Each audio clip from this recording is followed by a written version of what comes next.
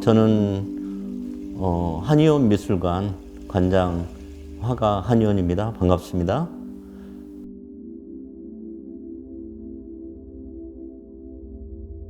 누구에게나 상은 좋죠. 특히 의미 있는 상은 좋은데 제가 광주에서 태어나서 지금까지 한 70년을 살면서 가장 존경받는 광주의 화가라고 하면 오지호 선생님을 말씀드릴 수가 있거든요.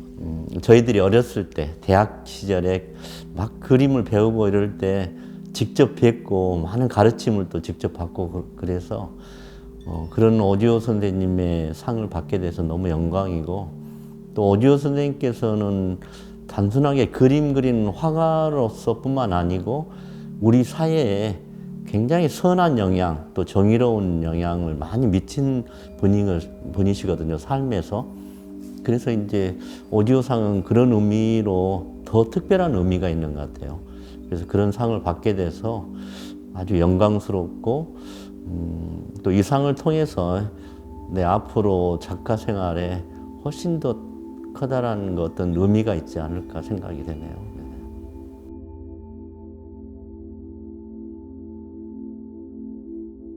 제가 2023년도부터 생애에 관한 문제에 고민을 하기 시작했어요. 인간이란 존재는 어떤 의미가 있는가? 우리는 어떻게 이 세상에 와서 어떻게 가고, 그런 가운데서 나라는 존재는 무엇인가? 그리고 나뿐만 아니고 내 이웃, 우리 사회의 존재는 어떤 것인가 하는 그런 근본적인 물음을 많이 하게 됐고, 그런 철학적인 요소를 미술이라는 형태로, 조형적인 형식으로 보여준다는 것이 굉장히 힘든 일이었어요. 그래서 2023년도에 처음 시도할 때 이제 단락을 좀 나눠서 했죠. 그러니까 탄생, 그리고 죽음, 사랑, 기억, 안식, 이렇게 생애 시간, 이렇게 여러 단락을 나눠서 내 나름대로 탄생일 때의 어떤 의미로 그림을 그릴 것인가, 또 죽음은 어떻게 그릴 것인가 하는 그런 고민을 이제 해서 생애 연작을 만들어 냈죠.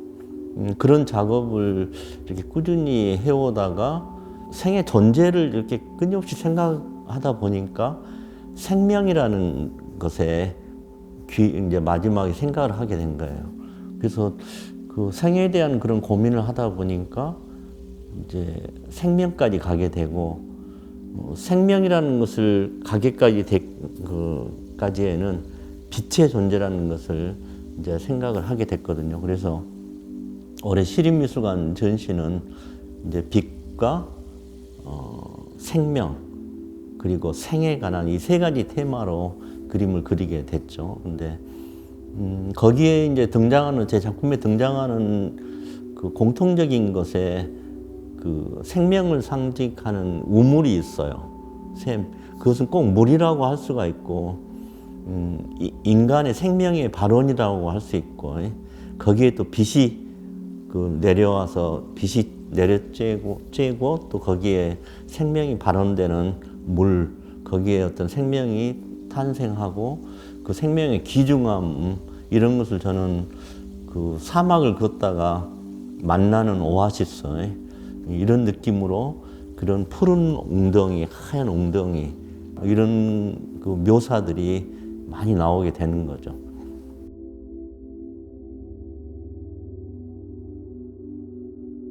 (1980년대) 민중미술부터 또 90년대 서정적인 자연 풍경, 그 다음에 굉장히 영적인 어떤 자연 풍경, 그리고 이제 최근에 이런 생명이라든가 빛의 그림, 그러면서 작품이 끝없이 변화를 이렇게 해왔거든요. 최근에 하는 변화 중에 가장 큰 것은 그림이 좀 추상화된다는 거예요. 이번 작업을 하면서 생에 대한 문제, 우리가 기억하고 또 행동하고, 그런 행동하고 기억하는 것들이 파문처럼 번져나가는 이런 것들을 구상으로서는 제가 그림 인물을 그리고 풍경을 통해서 그런 걸 표현한 것보다는 가장 기본적인, 가장 본질적인 색이라든가 선 이런 걸 통해서 훨씬 더 잘 맞는다는 생각을 하게 됐고, 그래서 아마 내 전시 중에서는 최초로 추상 작업을 시도했던 그런 전시일 것 같아요. 그래서 나이가 이제 70이 넘어가는 이 세대이기 때문에 앞으로의 한 80까지 한 10년간에 가장 치열하게 작업해야 될 모티브를 지금 찾아낸 거죠. 그래서 가장 철학적인 작업을 가장 추상적인 언어로 이 시대에 조금 이야기를 들려주고 싶은 생각이 있어서 저는 이번 전시회가 저한테는 그런 면에서 제 작품에 큰 변화를 보여줄 수 있는 그런 계기가 된 전시회에서 굉장히 저한테는 큰 의미가 있다고 생각합니다. 네.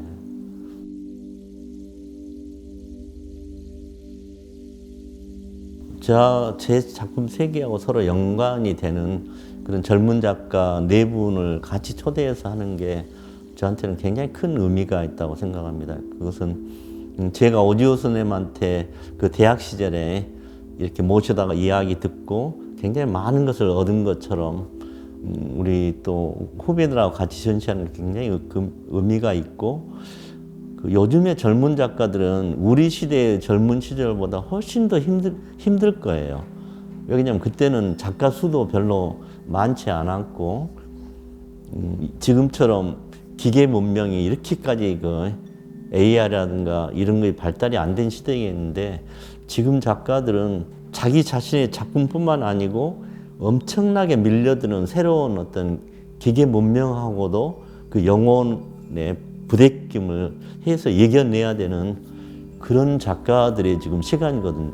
선배로서는 지금 작가들이 훨씬 더 고통스러울 거라고 생각을 해요.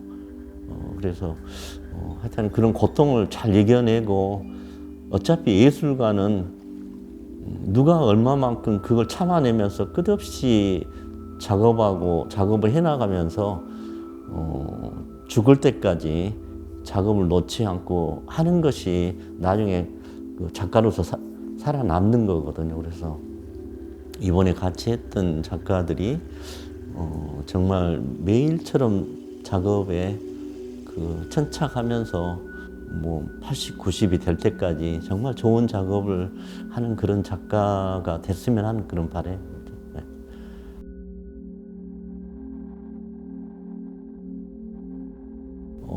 이렇게 주위를 돌아보면 너무나 힘든 사람이 많아요. 아파하는 사람도 많고, 실제로 병들어 있는 사람도 많고, 이런 생활 속에서 예술이 던져준 것은 무엇인가 하는 생각을 하게 돼요. 특히 이제 이렇게 평생 작업을 한 사람으로서 그런 분들한테 내 작업이 어떤 의미가 있는가, 이 시대에 얼마나 위안을 줄 수 있는가, 얼마나 감동을 줄 수 있는가, 이런 고민이 끝없이 하게 되거든요. 위대한 예술은 신이 인간한테 내려준 선물이에요. 위대한 예술가는. 그런 예술가들이 정말 엄청나게 큰 고통을 통해서 만들어낸 작품이 수많은 사람들이 위로를 주거든요. 감동을 주고, 생에 대한 환희도 주고. 그래서 저는 많은 시민들이 예술이라는 것을 어느 생명의 일호처럼 와서 즐기고 보고 감동받고 해서 용기를 잃지 않고 많은 희망을 안고 그런 감동을 받고 갔으면 하는 그런 바람입니다. 그래서 많은 분들이 와서 신이 내려준 위대한 선물을 마음껏 즐기다 가셨으면 좋을 것 같습니다.